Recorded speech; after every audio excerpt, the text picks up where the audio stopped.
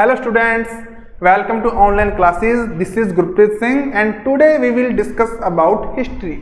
हम पढ़ रहे थे मौर्य डायनेस्टी के बारे में, कैसे मौर्य डायनेस्टी फाउंड हुई और ये फाउंड किसने की थी, किसने इसकी हेल्प की थी, इसके बारे में हमने पढ़ा।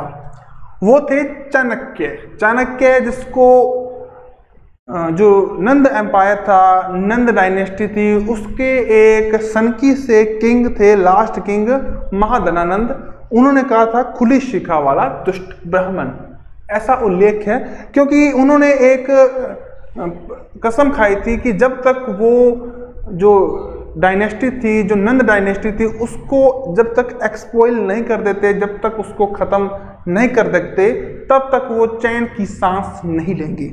और इसी सीरीज में चंद्रगुप्त मौर्य उनको मिला, उसको उन्होंने अच्छी तरह से ट्रेन किया, 8 ईयर्स तक तक्षशिला में उनको पढ़ाया और फिर लास्ट में जाकर 322 BC में मौर्य साम्राज्य को, मौर्य एम्पायर को उन्होंने फाउंड किया। इसके बाद उनकी जो एडमिनिस्ट्रेटिव सेटअप था उसमें कौटिल्य था, उसके द्वारा जो एक ग्रंथ, एक टेक्स्ट लिखा गया था अर्थशास्त्र, जो कि एक पॉलिटिकल, डिप्लोमेटिक और मॉरल वैल्यूज पर आधारित एक टेक्स्ट था। उसको चंद्रगुप्त मौर्य ने अपने एडमिनिस्ट्रेशन में अपनाया, ठीक है ना बच्चों, और अपना जो एम्पायर था उसको एक्सटेंड किया। एक्सटेंड कैसे किया? कैरेट एंड स्टिक मेथड से। एक हाथ में उनकी गाजर थी और दूसरे हाथ में डंडा था। हर किसी के पास जाते उसको शांति का एक मैसेज भेजते कि भाई साहब आप आओ और हमारे साथ शामिल हो जाओ। हो गया तो ठीक है, नहीं तो डंडा तो है ही फिर। तो इसी तरह से उन्होंने अपने पूरे एम्पायर को ऑल ओवर जो इंडिया था वहां तक एक्सपेंड कर लिया था, बजाय कि जो साउथ के कुछ रीजन थे उनके। लेकिन उनका पोता, उनका ग्रैंडसन अशोक, उनका भी बाप निकला। कैसे बाप निकलने का मतलब है कि उनसे भी ज्यादा आगे निकला, ठीक है ना। ये एक हिंदी की कहावत है ऐसी। तो क्या हुआ कि अशोक,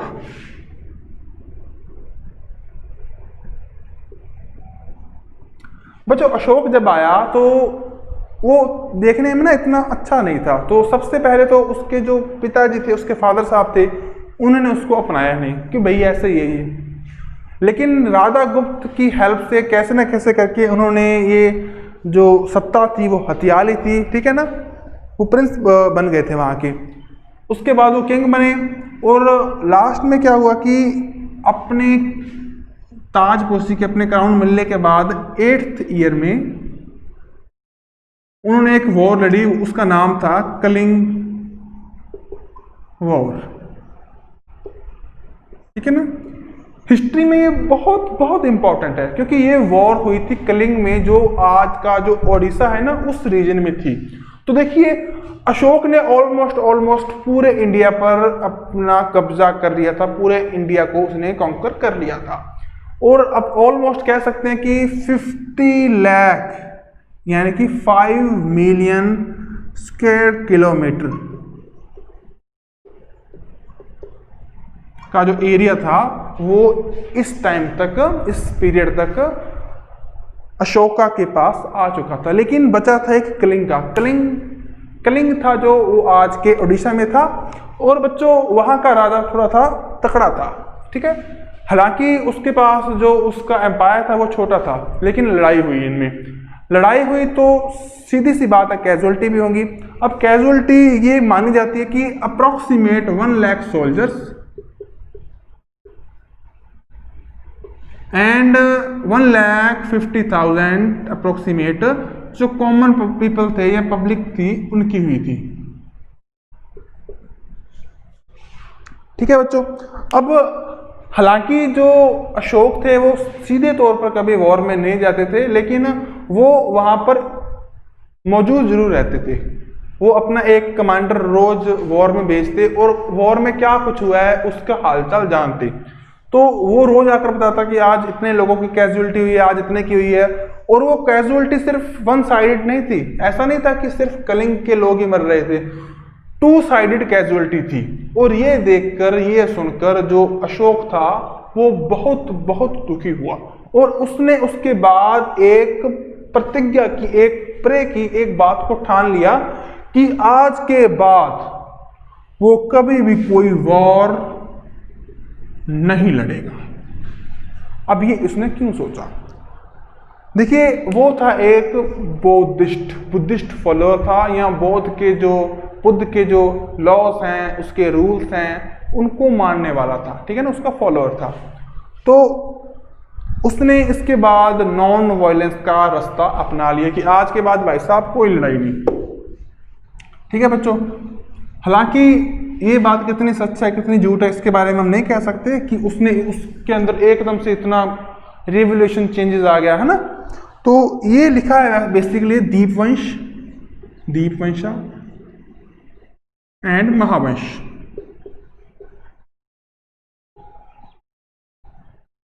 दीपवंश एंड महावंश ये बेसिकली टेक्स्ट हैं किस पर? ये हैं अशोक, उसका लाइफ और बुद्धिस्ट के टाइम की जो लाइफ थी, वहाँ के लोग थे, उन पर डिपेंडेंट है। बेसिकली उनका मकसद था कि जो बुद्धिज्म है, उसको फॉलो करने के बाद एकदम से कितना रेवोल्यूशनरी चेंज बुद्ध में आ गया, माफ कीजिए अशोक में आ गया, ठीक है ना।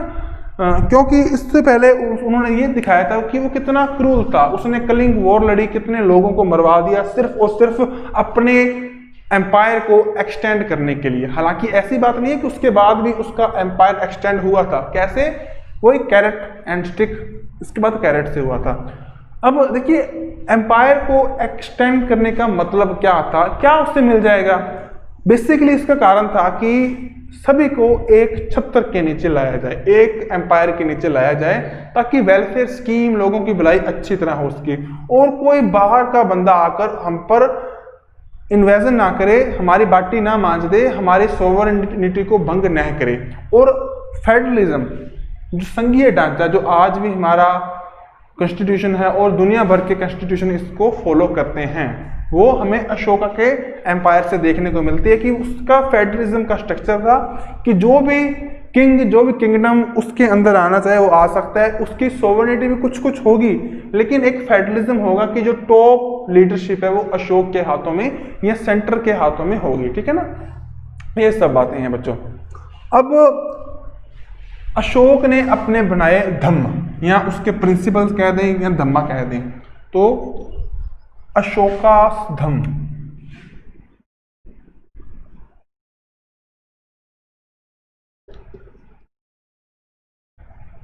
तो बेसिकली हम पहले बात करेंगे कि धम्मा है क्या। देखिए बच्चों, धम्मा है एक प्राकृतिक लैंग्वेज का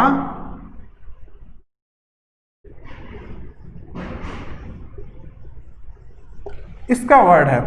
अब प्राकृतिक लैंग्वेज क्या है? देखिए बच्चों, जो एशियन टाइम था, जो पुराना टाइम था, उस टाइम में कोई भी स्क्रिप्ट या लैंग्वेज नहीं थी। लैंग्वेज थी लेकिन कुछ स्क्रिप्ट नहीं थी। तो सबसे पहले अशोका आया, उसने कुछ स्क्रिप्ट को फाउंड किया, खरोष्टी और ब्राह्मी, इनकी लैंग्वेज थी प्राकृतिक, ठीक है।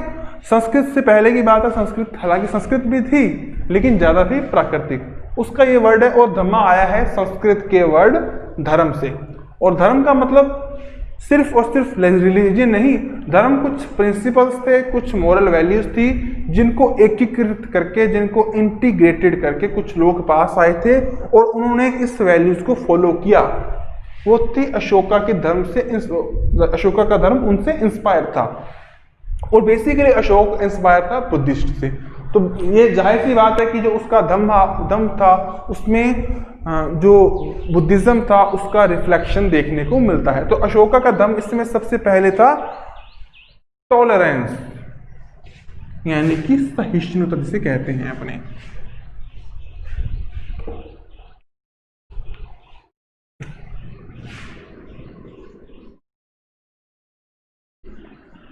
अब बच्चों, टॉलरेंस क्या होता है? सबसे पहले इसको जानते हैं, यानी कि हमें किसी बात को सहना सीखना होगा। बच्चों, कभी भी दो आइडियोलॉजी के पर्सन आपस में मिलेंगे या उनकी कम्युनिटी आपस में मिलेगी तो स्वाभाविक सी बात है उनमें कन्फ्लिक्ट हो जाएगा। अब देखिए, आपका कोई दोस्त है, आपका क्लासमेट है, आपका फ्रेंड है, कई बार ऐसा होता है कि आपकी बात कुछ और है, आप किसी और बात पर एग्री करोगे और आपका जो दोस्त है वो किसी और बात पर एग्री करेगा। तो कई बार क्या है कि दोनों में लड़ाई हो जाती है ना, लड़ पड़ते हैं दोनों। ये कॉन्फ्लिक्ट आम सी बात है। उस टाइम में भी ऐसा था, क्या था कि सनातन धर्म भी था, बौद्ध भी थे और जैन भी थे। इसके अलावा कुछ क्षेत्रवाद था। क्षेत्रवाद यानी कि कुछ एरिया में, कुछ कहते हैं कि हम पंजाब के एरिया के हैं, कुछ वहाँ के एरिया के हैं ना, ऐसा भी होता है। यानी कि डाइवर्सिटी थी। डाइवर्सिटी चाहे रिलीजियस लेवल पर हो, चाहे एरिया के लेवल पर हो, चाहे कुछ कास्ट सिस्टम में हो, तो डाइवर्सिटी थी और इसके कारण कन्फ्लिक्ट हो जाते थे, लड़ाइयाँ होती थी और लड़ाइयों के कारण वही खून बहना, मर जाना, कैजुअलिटी, इंजरीज, है ना। तो ये सभी थी बुद्धा के जो प्रिंसिपल हैं उसके खिलाफ। तो अशोक ने धर्म में ये बात लिखी कि हमें टॉलरेंस होना होगा, चाहे वो किसी भी लेवल पर हो, ठीक है ना। सबसे पहला टॉलरेंस था वो, उन्होंने कहा कि जो सभी रिलीजन है वो बराबर है। ऐसा नहीं कि अगर खुद ने उसने बुद्धिज्म को फॉलो किया था तो वो हिंदुइज्म को गलत कहेगा या उसके खिलाफ बात करेगा, ऐसा बिल्कुल भी नहीं। दूसरे भी ठीक है और हम भी ठीक हैं, ठीक है ना। इसके बाद थी नॉन वायलेंस, पहला ये एंड दूसरा नॉन वायलेशन।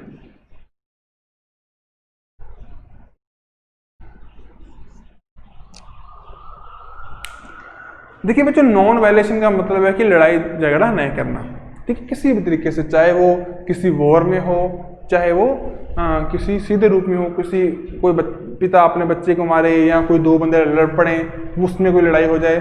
तो अशोक था, उसने कह दिया था कि वार तो बिल्कुल भी नहीं करनी और नॉन वायलेंस के प्रिंसिपल पर हमेशा चलना है ताकि हमारी सोसाइटी का कल्याण हो सके, ठीक है बच्चों।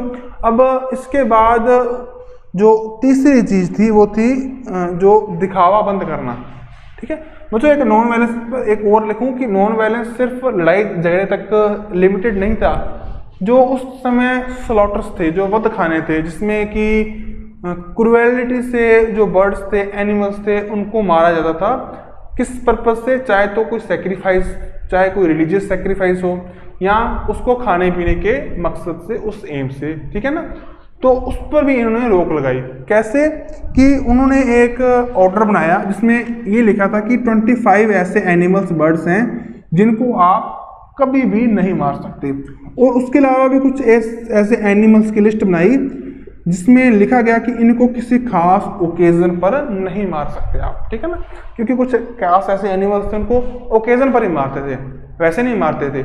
और बाकियों को हमेशा ही खाने को, जैसे बकरा है उसको बहुत लोग खाते हैं ना, मटन उसका होता है ना, मीट। तो बच्चों इस प्रकार के उसने अपने अधर्म को डिफाइन किया कि इस तरह से हमें अच्छी अच्छी बातों को मानना है। इसके बाद थर्ड थी जो, वो थी दिखावा ना करना। एंड फोर्थ थी पब्लिक वेलफेयर। अब बच्चों पब्लिक वेलफेयर का मतलब क्या हुआ? देखिए सबसे पहले जब हम एशियन टाइम में, हमारा अर्ली ह्यूमन था, जब हम जंगल से जो फर्टाइल लैंड की तरफ आए थे, तो हम कुछ ना कुछ ऐसे ग्रुप्स में रहने लगे। जैसे एक फैमिली है उसमें 5 लोग हैं, फिर एक फैमिली और आ गई उसमें 6 लोग हैं, एक आगे उसमें 3 ही हैं, एक में ये विनोद भी है जो आजकल चल रहा है, ये एक साथ आ गए। तो इनके पास जो ये डेली यूज में खाते हैं पीते हैं, या इसके बाद इनके पास एनिमल्स हैं वो एक्स्ट्रा हैं, ठीक है, या इनके घर परिवार हैं वो एक्स्ट्रा हैं, या जो भी है रहते हैं एक जगह पर, ठीक है, उनके मवेशी हैं, उनके एनिमल्स हैं, उनकी सिक्योरिटी के लिए एक बंदा चाहिए इनको। तो इन सभी ने मिलकर एक अपना लीडर चुन लिया और उसको कहने लगे सरदार। जैसे कबीलों में सरदार थे, आपने मूवीज में देखा होगा ना, तो उसी तरह से तो इन्होंने एक सरदार को चुना। किस को लेकर, किस बात को लेकर कि आप हमें सिक्योरिटी दो, बाहर का कोई बंदा आ जाए लड़ोगे आप उससे, और बदले में हम आपको कुछ ना कुछ पे करेंगे, चाहे वो कुछ खाने पीने के रूप में हो, कैसे भी हो, ठीक है ना। तो ऐसे कबीले क्या थे, धीरे धीरे बड़े बड़े बनने लगे, 2 मिल गए, 4 मिल गए, इससे छोटे छोटे स्टेट, फिर बड़े स्टेट मिले, और बड़े स्टेट से जनपद, और फिर महाजनपद, और महाजनपद से बना था अशोका या मौर्य एम्पायर, ठीक है बच्चों। अब एक स्टेट का एम क्या है? स्टेट चाहे आज के लेवल में ले लीजिए आप, हमारा देश है, हमारे स्टेट है, इनका एम है पब्लिक वेलफेयर। पब्लिक वेलफेयर क्या है? कि सभी को अच्छी एजुकेशन मिले, सभी को अच्छा एनवायरनमेंट मिले, सिक्योरिटी मिले, हेल्थ सिस्टम वो हमारा अच्छा हो और माहौल अच्छा हो। सबसे अच्छा तो ये है, ठीक है ना, free of speech, free of mind, free of thinking, ये सभी हों। तो इसी के कॉन्टेक्स्ट में था अशोका का एक वेलफेयर स्टेट। अब उसने वेलफेयर स्टेट बनाने के लिए क्या किया, रोड्स बनाई, ठीक है, रोड्स के आसपास बड़े बड़े ट्रीज लगाए। क्यों लगाए, ताकि जो राह पर रास्ते पर चलने वाले लोग हैं, जो एक जगह से दूसरी जगह जा रहे हैं, उनको शेडो मिल सके, वो उसके नीचे आराम कर सके। उसके अलावा कुछ उसने ऐसे पोर्ट रखवाए जगह जगह पर, सड़कों पर, शहरों में, ताकि उसमें पानी डाल दे ठंडा और लोग उसको पी सकें, ठीक है ना।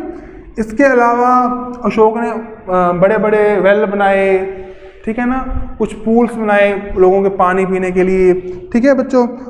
कुछ गेस्ट हाउस तरीके से ऐसे कुछ चीज़ें बनाई ताकि जब बाहर के लोग एक जगह पर आएंगे तो वो वहाँ पर रह सकें, वहाँ पर रुक सकें, ठीक है बच्चों। इसके अलावा आई थी उनकी मॉरल वैल्यूज़। सबसे ज़्यादा जो इम्पोर्टेंट है वो है हमारे लिए मॉरल वैल्यूज़ की, हमारे पास मॉरल वैल्यू हमारी अच्छी अच्छी हों। तो अशोका ने मॉरल वैल्यूज़ पर बहुत जोर दिया, जैसे कि जो छोटे बच्चे हैं वो अपने एल्डर्स की रिस्पेक्ट करें, एल्डर हैं वो भी अंडरस्टैंडिंग रखें छोटे बच्चों के साथ, अपने से यंगर एज के जो लोग हैं उनके साथ, उनको समझना चाहिए, ठीक है ना बच्चों। हमें अपने जो पेरेंट्स हैं उसकी रिस्पेक्ट करनी चाहिए। इस तरह की जो मॉरल वैल्यूज़ थी वो अशोका ने उसको प्रिंसिपलेट किया, ठीक है ना। इसके बाद बच्चों जो बात आती है धम्म में उसने 7th, 11th, 12th अपना इंस्क्रिप्शन है ना, 7th, 11th and 12th inscription. इसमें उसने बताया है कि किस तरह से हमें अपनी मॉरल वैल्यूज़ को आगे रखना है। देखिए बच्चों, जहाँ जिस स्टेट में, जिस सोसाइटी में मॉरल वैल्यू अच्छी होंगी वही डेवलप करेगा, ठीक है। अगर मॉरल वैल्यू अच्छी होंगी तो लोगों की आपस में बनेगी, टॉलरेंस होगी, है ना। अगर आपस में हम लड़ते रहें, मॉरल वैल्यूज ना हो, वायलेशन अच्छी तरह से हो, लड़ाई झगड़ा होता रहे, तो वो सोसाइटी डेवलपमेंट कैसे करेगी। उसका जो मेन एम है अच्छी हेल्थ, अच्छी एजुकेशन, अच्छी सोसाइटी, अच्छा माइंड ऑफ फ्री स्पीच, ठीक है, फ्री ऑफ स्पीकिंग, ये बातें कैसे आएंगी जब इतना लड़ाई झगड़ा चल रहा है, क्योंकि उससे हमारा ध्यान है, हमारी एनर्जी है, वो सभी डाइवर्ट हो जाएगी इन सभी चीज़ों की ओर, ठीक है बच्चों। तो इसके लिए मॉरल वैल्यूज बहुत ज़्यादा जरूरी है, ठीक है।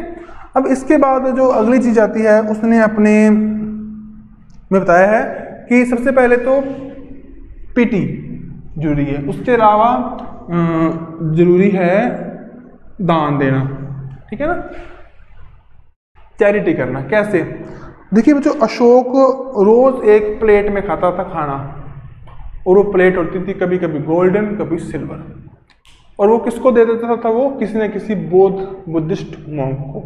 क्यों देता था, क्योंकि वो मानता था कि बुद्धिस्ट मॉन्क को कुछ ना कुछ धन चाहिए, कुछ पैसे चाहिए, ताकि वो अपना सर्वाइव कर सके, ठीक है। और सर्वाइव करना क्यों जरूरी है, बुद्धिस्ट मॉन्क क्यों जरूरी है, ताकि वो बुद्ध की जो प्रिंसिपल हैं या अशोक के धम्म के कुछ हैं उनको आगे से आगे फैला सके, उनका प्रचार प्रसार कर सके, ठीक है बच्चों। अगर अच्छी बातों का, मॉरल वैल्यूज का प्रचार प्रसार होगा तो एक खुश स्टेट बनेगा। ये बात क्लियर है बच्चों। अब बच्चों इसके लिए आपको एक और बात बताऊं मैं, हमारा इस टॉपिक में नहीं, उस पर अगले टॉपिक्स में आएगा वो बात, लेकिन इससे रिलेट है। आपकी बुक में भी इस चैप्टर में थोड़ा सा उसके बारे में बताया गया है। बौद्ध काउंसिल क्या थी, एक मिनट पानी पी लूं मैं।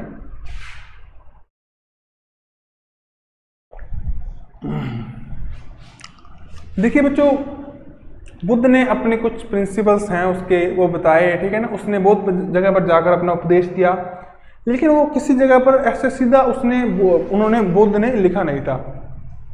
तो बच्चों क्या था कि उनके जो प्रिंसिपल्स थे वो एक खास बुक्स में, टेक्स्ट में लिखे थे, ठीक है बच्चों। तो क्या था कि उस पर डिस्कस करने के लिए क्या अच्छा है क्या बुरा है उसको एक्सटेंड करने के लिए उसने बहुत सारी काउंसिल्स बुलाई थी। अब काउंसिल क्या थी? काउंसिल बेसिकली जो बुद्धिस्ट मॉन्क थे या उस टाइम के स्कॉलर्स थे उनको बुलाकर एक जगह पर बिठाते, उस पर चर्चा करते, उसको देखते कि क्या चीज़ है। तो सबसे पहली जो बुद्धिस्ट काउंसिल हुई थी वो हुई थी राजगृह में। राजगृह में हुई थी वो, जैसे कि आपको फर्स्ट चैप्टर में बताया था कि राजगृह था वो किसकी कैपिटल था? मगध की पुरानी कैपिटल। और वो करवाई किसने थी? अजात शत्रु ने। और हुई थी वो 483 BC। ओके बच्चों, इसके बाद जो सेकंड काउंसिल थी वो हुई थी वैशाली में, और वे करवाई कितनी थी? कालाशोक ने। और ये हुई थी फर्स्ट बुद्धिस्ट काउंसिल के 100 ईयर बाद। ये हुई थी 383 BC में। इसके बाद भाई साहब आ गए अपने अशोक। देखिए, जिसके अंदर ना बुद्धिज्म को लेकर तड़प होगी भी इसके प्रिंसिपल्स क्या हैं उसको अपने और अच्छी तरीके से जाने, तो वो कोई ना कोई पंगे लेगा। अब उस टाइम इतनी लाइब्रेरीज तो थी नहीं कि जाकर पढ़े, उस पर डिस्कस हो, कोई यूनिवर्सिटी हो ऐसी। तो उन्होंने क्या कि 500, 400, हजार बुद्धिस्ट मॉन्क को एक जगह बिठाते, उस पर चर्चा करते, हर एक बंदा अपना व्यू देता, अपना प्रोस्पेक्टिव देता हर सब्जेक्ट पर, तो उससे कि वो सब्जेक्ट अच्छी तरह से निखर कर बाहर आता। अब अपने कोई टॉपिक हो उस पर डिस्कस करें तो अपने उसको अच्छी तरह समझ लेंगे ना, या उसमें हमारे कुछ डिसेंट्स हैं वो हमें पता लग जाएंगे। ठीक है बच्चों, ये कैमरा पर कुछ आ गया है, ठीक है। तो थर्ड हुई थी, वो करवाई थी अशोक ने, और वो हुई थी पाटलिपुत्र में।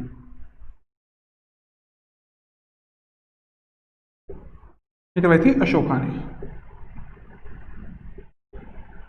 एंड इसका जो ईयर था वो था अप्रोक्सीमेट ऐसा कुछ था बच्चों, मुझे ना पता नहीं 52 था बच्चों, कुछ अच्छी तरह याद नहीं आ रहा, ऐसा ही था। आपके इस लेक्चर में नहीं, अगले जो आएंगे ना लेसन उसमें आएगा, ठीक है ना। आप इसको चाहे एक बार ना लिखो। इसके बाद फोर्थ था, वो हुई थी कुंडलवन कश्मीर में, श्रीनगर के पास है एक जगह, और वो करवाई थी कनिष्क ने। और यार कुंडलवन में हुई थी वो, एंड ये करवाई थी कनिष्क ने, और ये करवाई थी 72 AD में, ठीक है। ये BC वो AD है।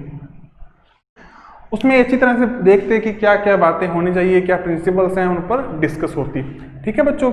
अब इसके बाद जो हमारी अगली चीज़ है वो आती है हमारा जो अशोक है उसका एडमिनिस्ट्रेशन कैसा था। डस्टर कहाँ पर गया?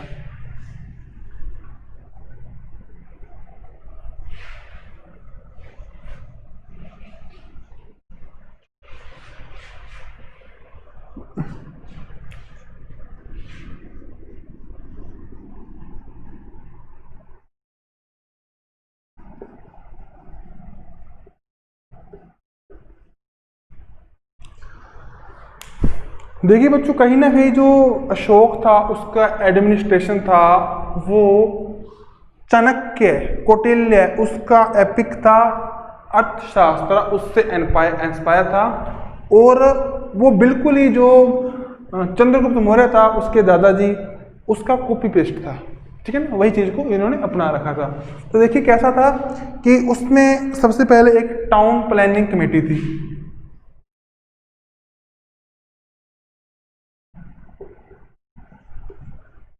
और इसका जो चीफ होता था वो होता था नागरिक।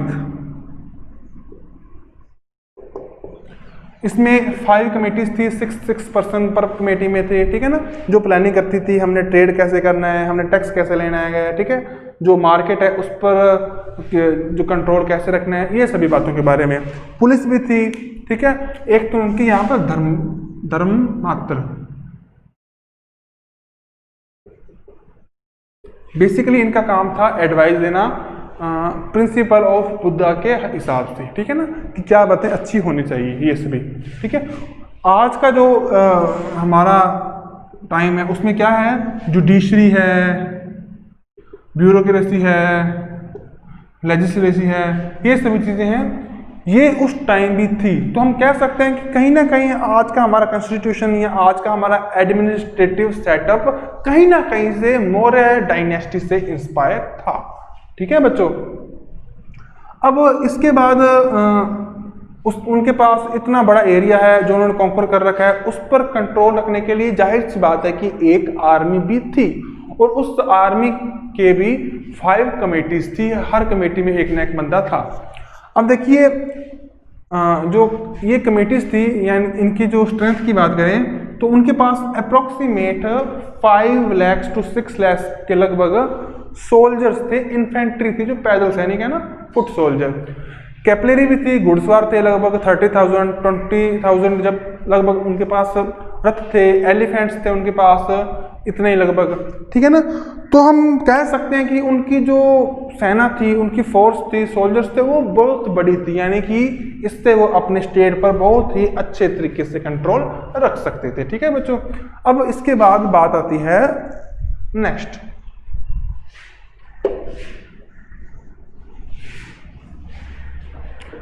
अगली बच्चों बात आती है कि जो उनका इंटेलिजेंस थी वो किस तरह की थी। इंटेलिजेंस,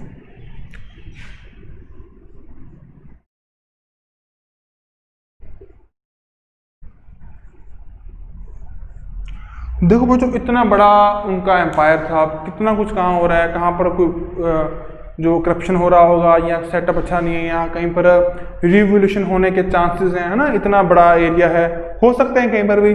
तो उस पर कंट्रोल करने के लिए, उसके हालचाल जानने के लिए इंटेलिजेंस थी, कुछ डिटेक्टिव थे जो जाकर देखते थे भी कहाँ पर क्या हो रहा है, और उसकी इंफॉर्मेशन सीधा और सीधा अशोक को देते थे। अगर कहीं पर चांस होते कि रिवोल्यूशन होने वाला है, तो वहाँ पर अपनी फोर्स भेज देते, या वहाँ पर खुद चले जाते, अपना कोई बंदा भेज देते, ठीक है। उसी तरह कहीं पर जो एडमिनिस्ट्रेटिव सेटअप है वो अच्छा नहीं है, करप्शन है, तो वो उस पर भी इस तरह से कंट्रोल करते थे, ठीक है बच्चों। इसके बाद जो सबसे इम्पोर्टेंट चीज़ है कि उन्होंने पब्लिक वेलफेयर के लिए बहुत कुछ किया था, और अपने स्टेट को उन्होंने 4 पार्ट्स में डिवाइड कर दिया था, 1 2 3 एंड 4, ठीक है। हर पार्ट में उन्होंने अपने अपने एक जो उनका प्रिंस था उसको वहाँ का गवर्नर बना दिया था, ताकि वो वहाँ पर अच्छी तरह से जो रूल उनका चल सके, क्योंकि इतना बड़ा स्टेट है, विद्रोह हो जाएगा, रिवोल्यूशन हो जाएगा, है ना, हर जगह पर। तो इसको बचाने के लिए हर जगह पर उन्होंने अपना अपना एक बच्चा अपॉइंट कर रखा था, और उसको कुछ खास पावर्स दे रखी थी जो लगभग राजा के या किंग के बराबर थी। इस तरह से वो वहाँ पर कंट्रोल करते थे। अब बच्चों इसके बाद क्या था कि उनकी एक अच्छी बात हमें पता लगी कि उन्होंने बहुत सारे जो प्रिजनर्स थे उनको फ्री किया था। देखिए जेल जिसे अपने कहते हैं प्रिजन, उसको उसमें किसी को रखने का मतलब ये नहीं कि उसको तंग करना है, उसको अपनी गलती का एहसास दिलाना है, उसको सुधारना है, हाँ, इसीलिए तो हिंदी में इसको सुधार गृह भी कहते हैं। तो उसको सुधारने के लिए अब देखो बुद्धिस्ट जो मोरल वैल्यूज़ हैं उसके अनुसार, उसके अकॉर्डिंग हमें जो मोरल वैल्यूज़ हैं, जो नॉन वायलेशन है, उसको मानना है, उसे ओबे करना है, ठीक है ना। तो अब किसी को जेल में रखकर तंग करना तो इसके खिलाफ है, बुद्ध के जो प्रिंसिपल है उसके खिलाफ भी है, और अशोका के धम्मा के खिलाफ भी है। तो उनको मौका मिलता था कि वो अब इसको अपने जो उन्होंने गलत काम किया उसको रियलाइज कर सकें। और कुछ तो छोटे छोटे जो प्रिजनर्स थे, छोटे छोटे जो अपराधों के लिए जो जेलों में गए थे, उनको बाहर भी जाते थे, उनको फ्री भी कर देते थे। ऐसा हमें बहुत से अशोका के इंस्क्रिप्शन में देखने को मिलता है, ठीक है बच्चों। अब देखिए कि अशोका का जो डायनेस्टी थी वो फॉल कैसे कर गई। इसके बाद कुछ और भी राजा हुई, लेकिन लास्ट थे बृहद्रथ।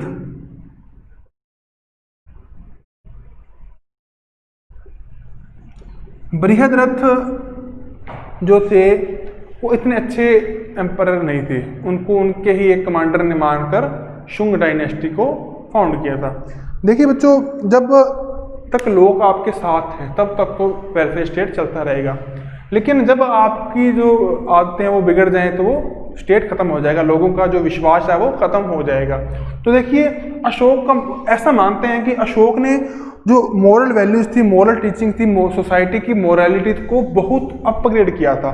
लेकिन कुछ ऐसा मानते हैं कुछ स्कॉलर्स कि उसके कारण जो एडमिनिस्ट्रेटिव सेटअप है वो नीचे आ गया था। लेकिन इसमें भी कन्फ्लिक्ट है कि कुछ ऐसा भी मानते हैं कि उसका एक चेहरा तो ये था कि वो जो पोलाइटली सबसे पेश आए, जो बुद्धा की वैल्यूज़ हैं, बुद्धा के प्रिंसिपल हैं, उनको अप्लाई करे।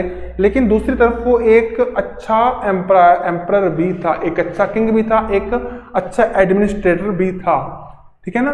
तो ऐसा मानते हैं कि उसके रहते हुए तो कुछ भी नहीं हुआ, लेकिन उसके बाद जब उसने 84,000 बुद्धा स्तूप बनाए, बुद्ध पर इतना खर्चा किया है ना, वो सोने की थाली में खाता था, ये बातें भी थी। तो इसके कारण जो उसका रेवेन्यू था वो कम हो गया था, तो उसके कारण भी उसकी जो डायनेस्टी थी उसका फॉल हो गया। इस तरह से हमने पूरे के पूरे मौर्य एम्पायर को कवर किया। अगले लेक्चर में हम करेंगे शुरू गुप्ता को, गुप्ता कौन थे, वो कैसे आए, ये सभी बातों के बारे में। तब तक थैंक यू सो मच।